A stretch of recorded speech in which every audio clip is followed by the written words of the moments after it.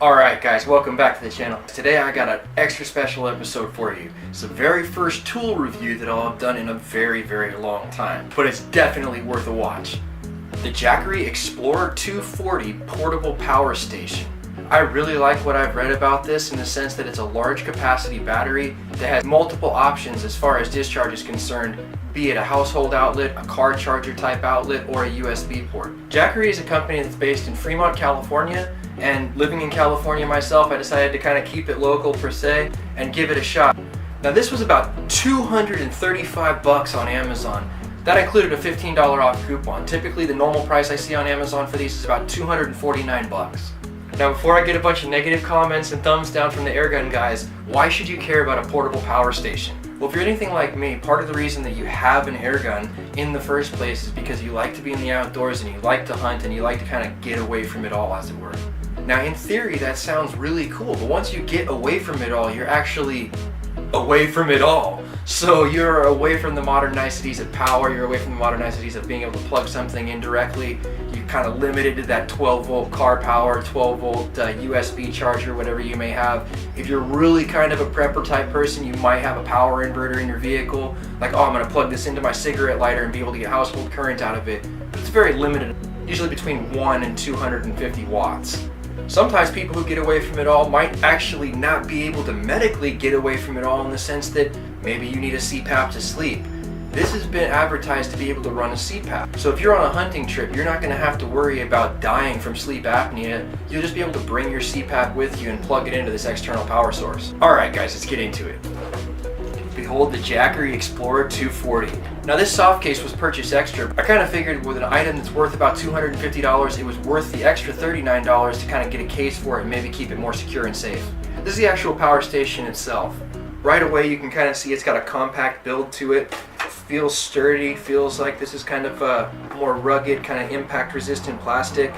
It's got a display key here, so I can know just by hitting it that I'm at 100% power right now, and obviously I've got 0 watts input and 0 watts output. Got individual switches to activate each one of the charging abilities that it has. You notice it's got some silicone feet on the bottom of it. Not only are these going to prove to be more durable than rubber when you're using it in an outdoor environment like camping or in the field, but it's also going to kind of prevent it from slipping down the hood of your car if you go ahead and set it on an uneven surface. It features 2 high output USB ports, features a household current with a provision for a ground even though the ground prong doesn't connect to anything, and a standard car cigarette lighter style charger. This is the input where you would charge it. Now the unit itself came with this small soft case here, which includes a car adapter to be able to charge this in your vehicle from the cigarette lighter itself, as well as a standard household 110 charger set up for American plugs. Alright guys, let's go ahead and take a closer look at this and see exactly what it will and will not provide power for. Alright, you can see we've got a red light for charging. If we take a closer look here at the display now, you can see that currently the camera is drawing between 2 and 3 watts. Let's go ahead and try something else, guys. Alright guys, we get the standard DJI Phantom 3 battery and charger. Let's go ahead and give this AC socket a try.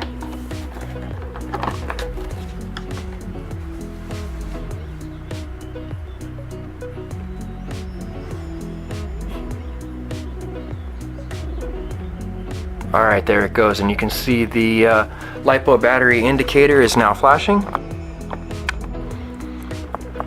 And you can see, if we go ahead and take a look at the display itself, looks like the LiPo charger for the drone battery is taking between 70 and 75 watts currently. It's kind of cool to be able to see the output of the actual socket itself. Alright guys, now that we've gone ahead and gotten the easy stuff out of the way, like will it charge a drone battery and will it charge my GoPro, let's go ahead and see, will it run a jigsaw? This is going to be a real test for this battery. The battery is almost at full charge capacity. This is right around the maximum allowable wattage that this outlet's able to provide for us, which is rated from the factory at 400 watts. Let's go ahead and see what happens when we plug our jigsaw in today, guys. You can see we still have the power indicator lit on the AC outlet there from our previous test with the drone battery. Let's go ahead and give this guy a plug. Interesting to note, this saw with no current going through it supposedly is drawing between 1 and 5 watts on the meter. Let's see if it fires off.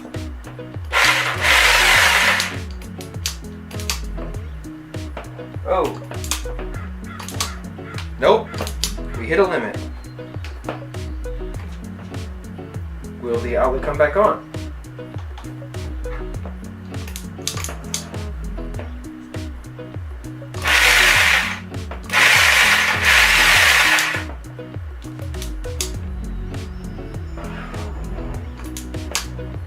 So it hits a limit. So it looks like it hits a limit and goes ahead and protects the outlet. Let's unplug it and see if we can still use it for other things, or if we've somehow fried this outlet in the first usage. Let's go ahead and plug our initial test subject back in, which is the drone battery, and make sure that that outlet's still viable. Alright guys, we got the drone charger all set up. Let's go ahead and give it a plug.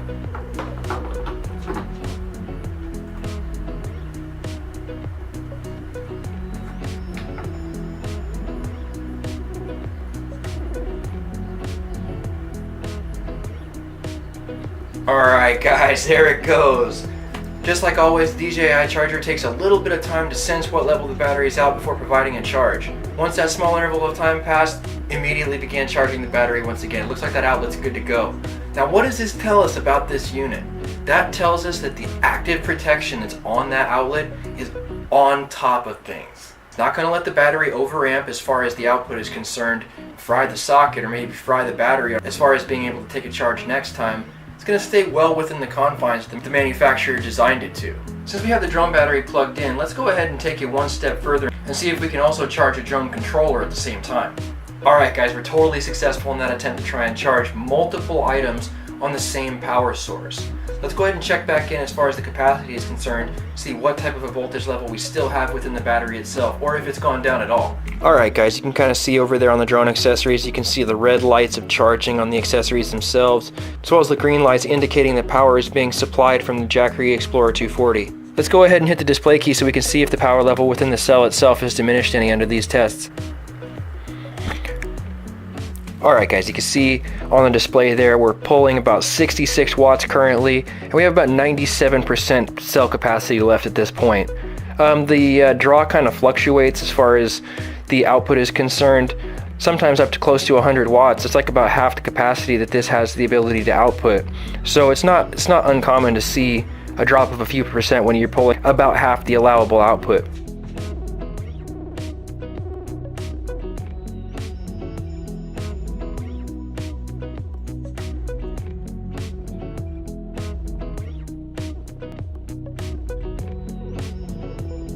Alright guys, well we've taken a closer look at the Jackery EXPLORER 240 power station today. Final thoughts on this, and why did I get it? I purchased this Jackery power station based on the fact that I enjoy hunting, camping, fishing, outdoors type experiences of all types, and I also make YouTube videos. So for me, my cameras are paramount. Keeping my cameras, my drones, the chrony, all the different things that would go into making these videos for you guys, that's very important to me to have that stuff charged in the field.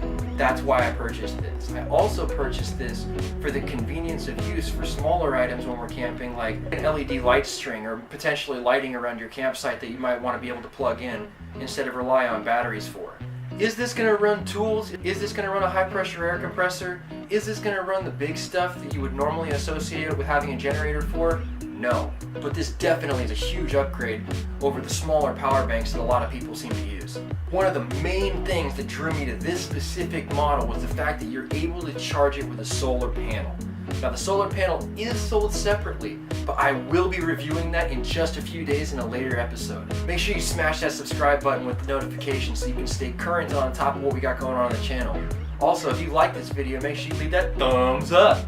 And if you really enjoyed this video, make sure you share it so that somebody else can see it. For the people who watch this video for the power station, solar panel review coming in just a couple of days. For the airgun people who expected an airgun video today, the fill probe adapter that fits my fill probe for my Hatson Vectis arrives tomorrow. That means I'll be able to fill my Vectis with the standard high pressure air compressor that I normally use for my Marauder. Definitely want to stay tuned for the stuff I have coming down the line for the Vectis. It's a really amazing platform and I think you guys are going to enjoy it. Alright guys, well don't forget to like, share, and subscribe, and I'll catch you in the next one.